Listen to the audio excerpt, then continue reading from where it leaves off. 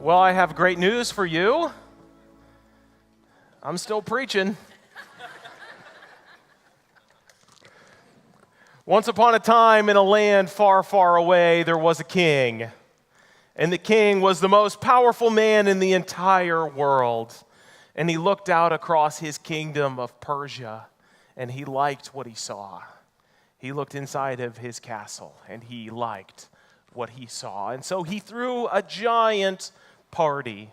And not just like any party you've ever heard of, a party that stretched 180 days long.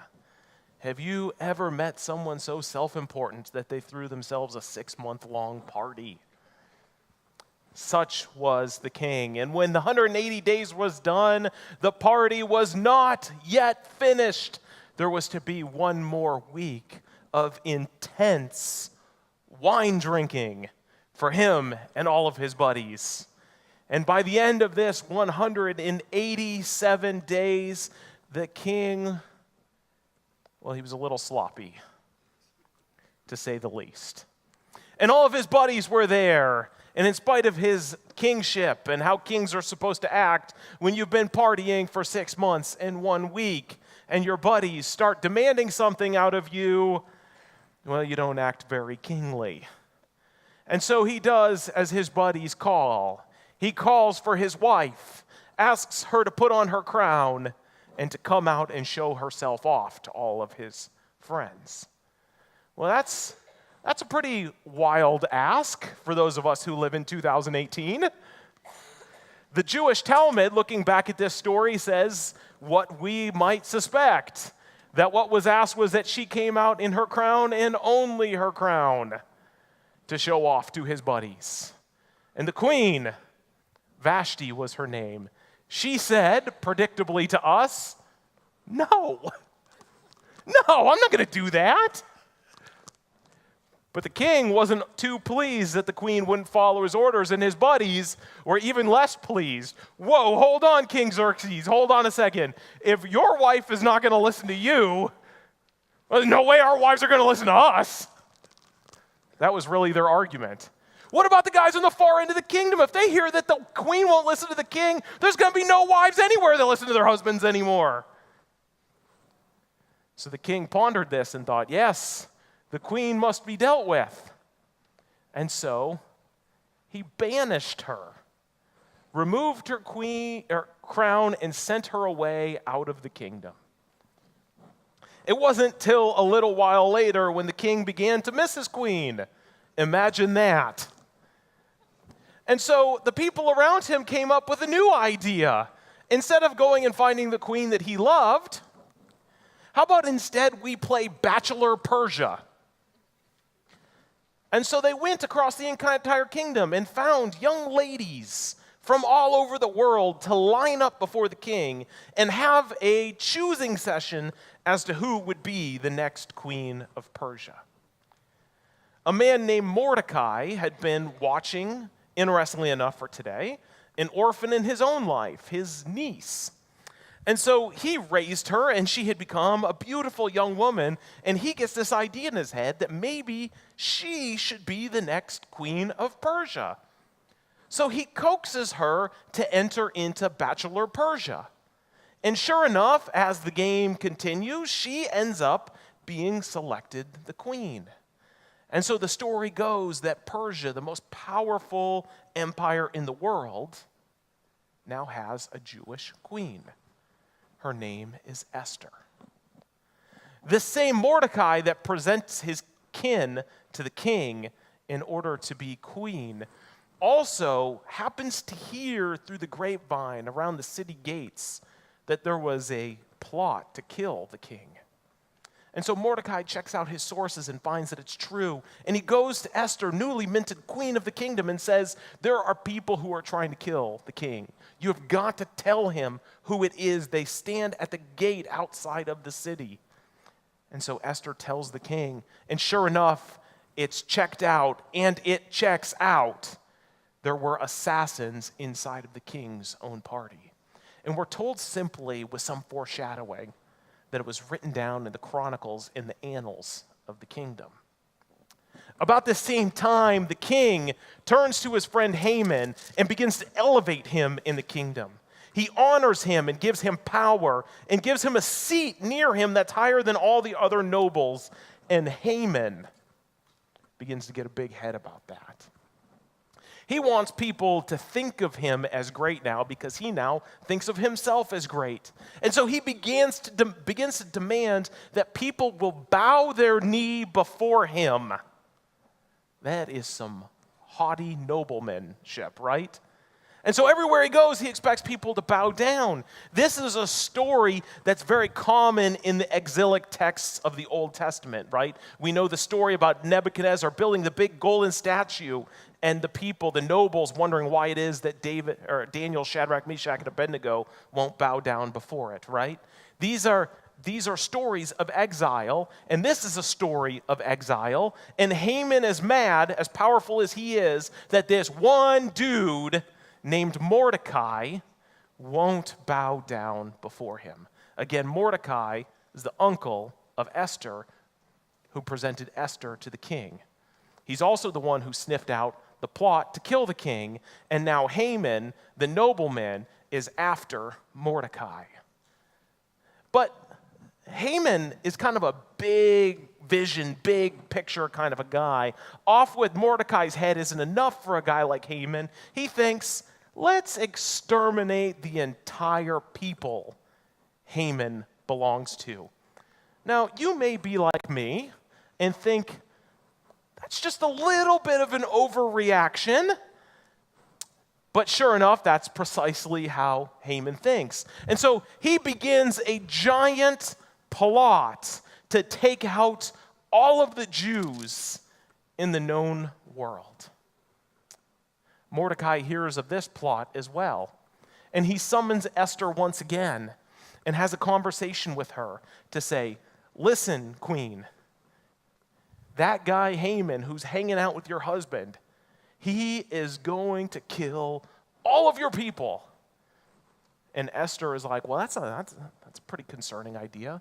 And Haman wants to make it clear to her, Esther, if Haman's going to kill all of the Jews, do not begin to think that you are in a privileged position, being the queen, because you are every bit as much Jew as I am. And Haman's coming for you. And so we're going to pick up the story right there in Esther chapter 4 and look at Esther's response to Mordecai's plea. And we're going to see if there's any bit of this story that could be applicable to us today in 2018. Would you join me in standing as we read Esther 4, verses 9 through 17? Hathach went back and reported to Esther what Mordecai had said. Then she instructed him to say to Mordecai, all the king's officials and all the people of the royal provinces know that for any man or woman who approaches the king in the inner court without being summoned, the king has but one law, that he be put to death. The only exception is for the king to extend the gold scepter to him and spare his life. But 30 days have passed since I, Esther, was called to the king. When Esther's words were reported back to Mordecai, he sent back this answer. Do not think that because you are in the king's house, you alone of all the Jews will escape. For if you remain silent at this time, relief and deliverance for the Jews will arise from another place. But you and your father's family will perish. And who knows but that you have come to this royal position for such a time as this. Then Esther sent this reply to Mordecai. Go, gather together all the Jews who are in Susa and fast for me. Do not eat or drink for 3 days, night or day. I and my maids will fast as you do. When this is done, I will go to the king, even though it is against the law. And if I perish, I perish. So Mordecai went away and carried out all of Esther's instructions. This is the word of the Lord. Thanks be to God. You may be seated. The famous line of the book of Esther, the one that carries weight that people remember, is that you may have been made queen for such a time as this. Now, those words are heavy words because many of us wonder what our time is. When will our time, when will our moment come? And Esther's moment is right here, and it's a moment between a rock and a hard place with death on either side of her. If she enters into the king's palace room, his throne room, without being invited, she risks death. If she keeps silent as a Jew, she risks death. And Mordecai says to her, "You may just have been made queen for such a time as this." We live in a time that could quite be described as such a time as this. It doesn't take much time on Facebook or talking with people or getting to know people or hearing from your crazy uncle at Thanksgiving dinner his opinions on the politics of America. It doesn't take much time to figure out we live in kind of a wild time, right? Division, anger, hurt, frustration, an inability to talk with one another, and so often talking past one another. We live in a time that feels a bit like a precipice up against a ledge, wondering whether or not we are all going to go over. We are struggling. We are struggling. What in the world do we do with all this technology? What in the world do we do with all this connectedness? What in the world do we do with all of this division? What in the world do we do with the unrest in the world? What in the world do we do with the ability for nations to destroy nations at the snap of the finger or press of a button? What in the world do we do with this time that we live in? My suspicion is that many of us have asked this question. What do we do with these chaotic times? What do we do? What's the answer? Where do we turn? Here we have a queen who's a Jew married to a Persian foreign power. And she herself finds herself in a wild time where it seems death is encroaching in on her from every single direction. And her response to me stood out like a sore thumb this week. Her response is to recognize the trouble that she is in, plot a course of action that she senses is the best for the salvation of her people, and then she fasts. And not only does she fast, but she shares back the plan to her people as well, asking them to join with her to fast, to spend 3 days in intentional time before God, not eating, not taking sources from this world, but finding their strength in God. So often, when we find ourselves in struggle, or we look across this divided, chaotic world, we begin to concoct our own plans and then roll up our sleeves and bull in a china shop at the problem. Esther takes a few days to fast and pray first. She has a plan. She has an idea of where this needs to go from here, but she takes intentional time before God and invites her whole community to join her, that they would fast and pray and to make sure that God heard their prayer and sided with them and saw their commitment and their yearning that God would act in their midst. They fasted and prayed. And what's amazing in our world of chaos and busyness and rolling up our sleeves and pulling ourselves up by our bootstraps and doing it our own way and fighting our own battles, assuming that God will sanctify whatever it is we want to do, often we just increase the division.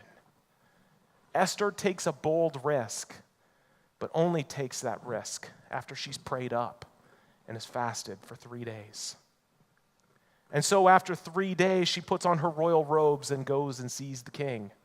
Risking her very life, she walks in and finds that the king is happy to see her. So she invites the king to a banquet. And the king says, "That's great, I would love to come. You tell me whatever it is you want there, and I will give you up to half my kingdom." And Esther is thankful and says, "My only request is that you come and bring your friend Haman." Haman, who of course is plotting at this point to kill the Jews, he finds out that he is invited to Esther's banquet. Just him and the king, and his head gets bigger than it's ever been.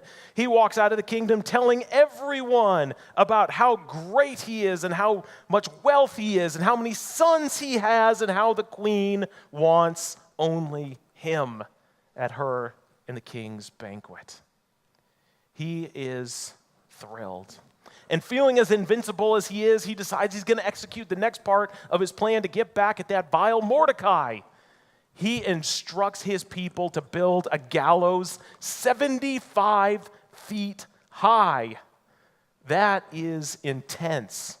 You really only need about 8 feet of gallows to do the job, right? 75 feet. He wants the world to see what Mordecai deserves. But even that night, as the king is going to bed, he has trouble sleeping. And since they don't have any NyQuil yet, he decides he's going to get himself put to sleep by listening to his royal chronicles. Now that is an ego stroke of incredible proportions. I can't sleep. Go read the official books to me to tell me how great my kingdom is. That's a pretty interesting move. And so they start reading all of the things that have happened in the kingdom under Xerxes, King Xerxes' watch. And they get to this story about Mordecai intercepting the assassins. And the king says, hey, did we ever do anything for him to show our appreciation? Well, no, we didn't, king. All right. Well, let's deal with it in the morning. So the next morning he calls Haman in. He says, Haman, if I wanted to honor someone who deserved it, what is it that I should do? And Haman says, well, thinking that he's going to honor him, he says, well, you should get the royal horse out and place the royal robes on him and march him through the entire city so that everyone see how great he is. And the king says, that's a great idea, Haman. Would you go and get Mordecai and put him on that horse and march him through town and show everyone how great he is? Oh, man, Haman is mad. But the good news is Haman has still got this banquet with the king and the queen. And so he goes and he sits at the banquet with the king and the queen. And the king says again to Esther, what is it that you want? You can have anything, up to half the entire kingdom. I will give it to you. What is it that you want? And so after they've eaten a while, she gets emboldened and she speaks up to the king and says, my people are in danger, king. Someone has decided and decreed that all of my people should be exterminated and killed. And I would like you to make a decree that not happen. The king was furious. Who would threaten your people? And Esther says, it is the vile Haman. And the king flips a switch of rage and storms out. And Haman knows that the king is mad, so he goes and he grabs Esther and he says, please save me. I'll do anything to fix this. And the king comes back in, and Haman's got his hands on the queen, and his anger explodes even more and says, that's it. We have got to put him to death. How should we do this? And someone says, hey, there's a 75-foot gallows in the middle of the town. You could just throw him up there. And sure enough, Haman finds his own demise on the gallows he built for Mordecai. This story, there's a lot of ways that you could describe it or talk about it. What goes around comes around. He experienced karma. You reap what you sow. These are all isms from our society that we use today. What's fascinating about this story more than anything is Esther is the only book of the Bible that never names God by name. So there's no explicit naming of God's activity in this. And yet, for a people of faith, the Jews, Christians, we can see God's activity all over this. That the people of God fasted and prayed, and God began to work an impossible situation out that his people would be saved. God is a God who saves his people over and over and over and over. And what I want you to take away from this story, there's a lot of things we could take away from this story, but if you find yourselves in a rock and a hard place today, if you find yourself living between what feels like death and death, God answers the prayer of his people and adjust that situation for a people who will fast and pray before him. Sometimes I think we miss the part where we partner with God. We expect, because we ask Jesus into our heart, we expect that we go to church most every Sunday, we expect because we put a little money in the offering plate that God is always going to act on our behalf. But there's this piece in Scripture that we're invited to over and over and over, to take our problems to prayer before God, to take on our own bit of the burden, to seek God in a way that we work with God and partner with God. And sometimes that means not just demanding things of God, but humbly fasting before God. I've always been reminded of how Jesus, when Jesus talks about fasting, he didn't say if you fast, he says when you fast. That's pretty troubling, because Jesus' expectation is that we are fasting. Well, I don't particularly like fasting. I don't know about you. But yet, there's this recurring theme in Scripture over and over and over, that for a people who are hoping that God act, the people take their ownership in it. And their ownership, rightly placed, doesn't look like rolling up our sleeves and handling it ourselves, but actually taking time before God, that we would find ourselves in prayer and in fasting before God, seeking that God would act on our behalf and not simply demanding that God does. And I wonder what our world would look like if we humbled ourselves a little bit more in such a time as this. If instead of writing one more perfectly written Facebook post or having one more water cooler argument, I wonder what our world would look like if the people of God separated itself for moments and prayed and fasted, gave something up in partnership with God, that we are serious about this business of God working in our world. The band is going to come out, and I want to tell just one more story of Scripture. It's the last moment in David's kingship. David makes the mistake of taking a census. The reason a king takes a census is to remind a king at how powerful he is. And God is always reminding David that God is there to fight for Israel. David need not be powerful. But David gets caught up in the actions of the king and takes a census, and he wants to feel good about how many men he has and how much artillery he has. And as soon as the numbers come back to him, he's overwhelmed with a sense of guilt. And he's told once again that punishment is coming. And he has three options. You could either have 3 years of famine in Israel, 3 months of fleeing from your enemies, or 3 days of plague. And it's David's choice. And David, like me, he took the worst punishment, but only 3 days of it. I think that's what I would do too. And plague came upon the land. And he watched his people suffering. And he couldn't take it anymore. He was absolutely heartbroken to see his people suffering because of the sin that he had committed. And so he goes to build an altar before the Lord. And he goes to a man named Araunah who has a threshing floor. And he goes to his land and he says, Araunah, I would like to purchase your threshing floor because I want to offer a burnt offering before God, pleading that God would stop the plague on the land. And Araunah says, listen, whatever you want is yours. You don't have to pay me anything. You're the king. And David says this line that haunts me. David says, no, I insist on paying for you. I will not sacrifice to the Lord my God that which costs me nothing. And I want that line to ring in your ear today. I will not sacrifice to the Lord my God that which costs me nothing. As we begin to imagine a better world and a better place, a better life, healing, light, darkness, hope, as we begin to imagine those things, how can we be a people who sacrifice something to our God? Let's stand and sing this closing song. And if you would like to come and pray, the altars are open for you to do so. But let's sing together.